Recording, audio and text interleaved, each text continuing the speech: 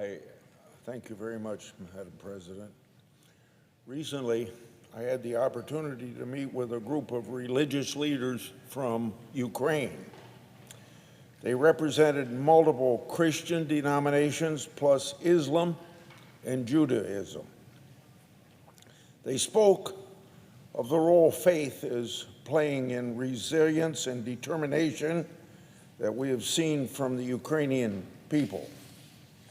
One of the religious leaders who spoke to me was Dr. Ivan Rosin. He is president of the Ukrainian Evangelical Theological Seminary. His seminary trains evangelical ministers from various Protestant backgrounds. It was hit by 6 Russian rockets when Russia invaded. Dr. Rosin lives in Basha, and we all see that as being infamous by the atrocities that were committed against civilians by the Russian occupiers, and also some of those people being brought before the World Court of Inhumane Treatment. In fact, Russian soldiers even occupied Dr. Rosin's home. Under the Soviet Union, Ivan and his family had to practice their faith in secret because evangelicals were imprisoned if caught. In today's Ukraine, he and fellow Ukrainians are free to practice their faith. In fact, he told me that the relief work his seminary has been doing since a full-scale invasion has been bringing more and more people to the church. Dr. Rosin is a humble, soft-spoken man with a clear and powerful message. He said that in the midst of war, it is sometimes hard to feel the presence of God. But coming to the United States with this delegation, meeting people who care about the suffering of the Ukrainian people, he felt God's presence more than ever. His strong faith in God and his deep concern of his fellow Ukrainians impressed me. Dr. Rosin also told me about the persecution of his counterparts in the Russian-occupied areas of Ukraine. That's about 20% of Ukraine. Religious leaders are kidnapped, and evangelicals are singled out for persecution, just like in the days of the old Soviet Union. A Ukrainian priest among the group told me that most of the faith leaders sitting in my office are on Putin's hit list to be singled out for persecution or death if they fall into the hands of the Russian military. Under Vladimir Putin, Russia has passed a law as recently as 2016 requiring all religious organizations and churches to be registered with the Russian government. The law bans what the law calls, quote unquote, missionary activities, like preaching, like praying, like disseminating religious materials outside of officially approved sites within Russia.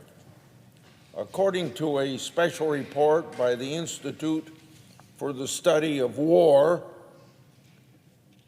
Russia has used this 2016 law to prosecute American Baptists and Pentecostal missionaries operating in Russia, also to outlaw most Mormon missionary work, and to burn foreign distributed Bibles not properly registered with the state.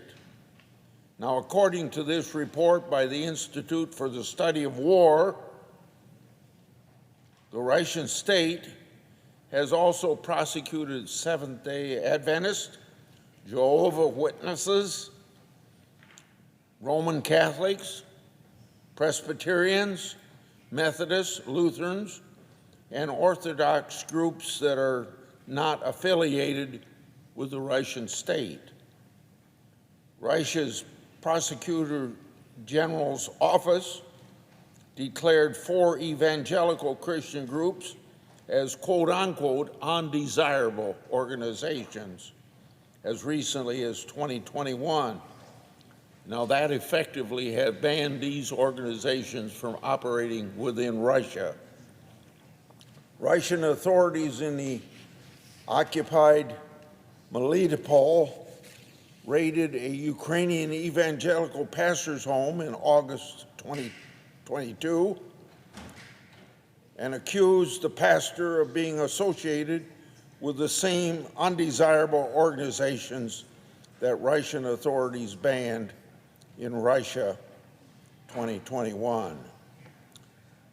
The former head of Russian-occupied Donetsk declared in May of 2015 that Ukrainian Orthodox Church members, Greek Catholics, and evangelical Christians were quote-unquote sectarians, and that occupation authorities would only recognize the Russian Orthodox Church, Catholicism, Islam, and Judaism.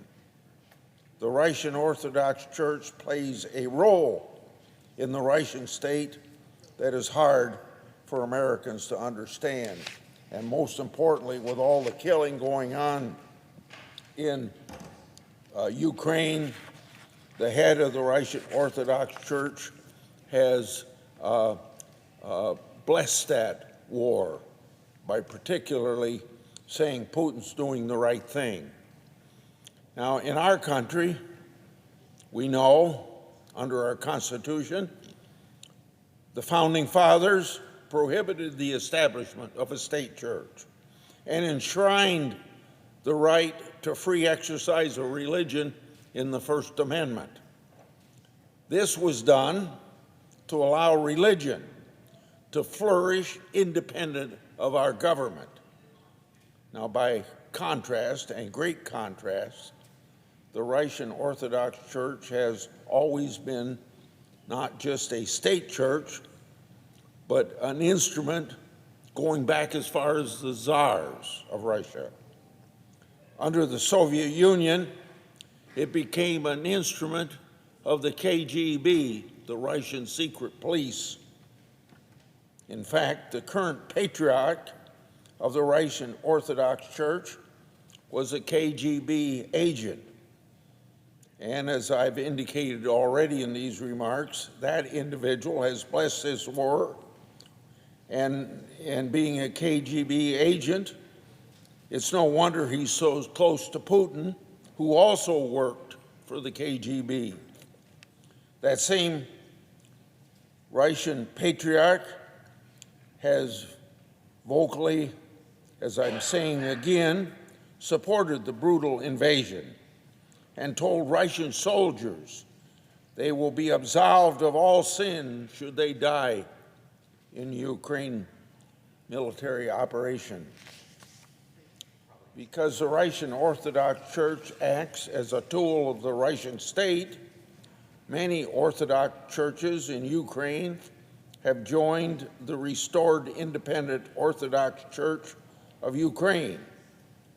Some church officials in Ukraine that remain loyal to Moscow have been documented to act as agents of influence and espionage on behalf of the Putin regime. So naturally, some have been arrested by Ukrainian authorities. One Ukrainian Orthodox priest who was captured by the Russian military shortly after the full-scale invasion back in February 2022 tells how his captors tortured and interrogated him, demanding to know what part of the Russian Secret Service he worked for. You know, assuming that they do in Ukraine like they do in Russia, that the church might be part of some government scheme to narrow freedoms, or whatever for that matter. These Russians assume that because their priests are tied to a successor of the KGB, Ukrainian priests then must be agents of the Ukrainian state, which is not the case. The Ukrainian government also canceled a lease with the Russian-affiliated Orthodox Church of Kiev Lavra Monastery, a National Historic Landmark owned by the Ukrainian state, right there in the center of the capital of Ukraine, Kyiv. The lease cancellation led to false reports of the Ukrainian government persecuting Christians. However, 2 weeks after the Russian-aligned church officials left, a member of my staff visited this same monastery and received a blessing from the Ukrainian Orthodox priest. So I can confirm that Christian services are still performed there, only now it's in the Ukrainian language. Incidentally, the former Russian Orthodox head priest of the monastery was apparently nicknamed Mercedes because he collected Mercedes cars. And that's not the hobby you'd expect of a lot of spiritual leaders. Putin likes to pretend that Russia is some kind of a defender of the Christian faith. But in reality, Russia is one of the most secular countries in the world. The Soviet Union, as we know, was an atheist state, so most countries that share a Soviet past have lost much of their religious life. That is doubly true in Russia, where according to the 2018 Pew Research poll, only 7% of the people attend weekly church services, only 18% of Russians pray daily, and only 16% feel that religion is very important in their lives. Now, by comparison, in Ukraine, these people are significantly more religious than Russians, with well over twice as many people attending weekly services at 17%. 30% of the Ukrainians reported praying daily, and 23% say that religion is a very important part of their lives. Russia has been designated by our own State Department as a country of particular concern. And according to that designation, quote, engaging in and tolerating systematic, ongoing, and egregious violations of religious freedom, end of quote. By contrast, Ukraine has religious freedom, and there is no state church, so it is no wonder that Ukrainians are more active in their faith. I was encouraged by Dr. Ruzin's account of his growing ministry. He also said that he has contributed chaplains from his seminary to the military since the full-scale invasion, something that was not previously a tradition of Orthodox countries. As a result, evangelicals are particularly well represented as military chaplains. Now, I'm sad to say one of his students has already been lost serving as a chaplain at the front lines. Now, I'm going to go back to this report by the Institute on the Study of War that I referenced earlier. Quote, the most common victims of Russian religious persecution after Ukrainian Orthodox are Protestants, particularly evangelical Baptists. Protestants of all denominations were the victims of 34% of the reported persecution events that the Institute on the Study of War observed. Baptists made up 13% of the victims, the largest single group after Ukrainian Orthodox. Russian forces' persecution of Protestants is most intense in southern Ukraine. Protestants were the victims of 35% and 48% of the reported persecution events in the occupied Kherson and Zaporizhzhia oblasts, respectively. Protestants suffered two-thirds of the reported repression events in the occupied Mariupol city. The Institute for the Study of War report also cited an incident where Russian troops, quote, commandeered a Kherson-based Ukrainian Evangelical Baptist Educational Institute from March to November of 2022 and established a garrison and crematorium there to cremate killed Russian soldiers. The Institute's rector stated that Russian soldiers repeatedly harassed the Baptists, calling them American spies, calling them sectarians, and calling them enemies of the Russian Orthodox people.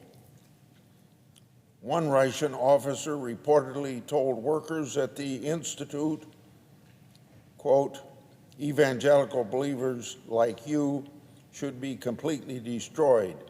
A simple shooting will be too easy for you. You need to be buried alive, end of quote. And another Russian soldier reportedly said, quote, we will bury Baptist sectarians like you, end of quote. Russian soldiers raided and closed another Baptist church in September of 2022. Congregants reported that armed Russian soldiers interrupted their worship service and stated, quote, your feet will not be here after referendum. We have only one faith, orthodoxy, end of quote. Nearly 500 religious sites and spaces were damaged, destroyed, or looted during the first year of the Russian invasion. People of faith in Ukraine are suffering. Dr. Razin asked Americans a simple thing, please hear our cry, end of quote. Towards the end of my meeting with the Russian faith leaders, the rabbi in the group made another ask of me. He said the Ukrainians need our prayers. This was echoed by other Ukrainian faith leaders in my office. I agreed to keep the Ukrainian people in my prayers. I asked that my fellow Americans of faith also surround the American people in prayer at this very difficult time. And I pray that they feel the very real presence of God amidst their suffering. I yield the floor.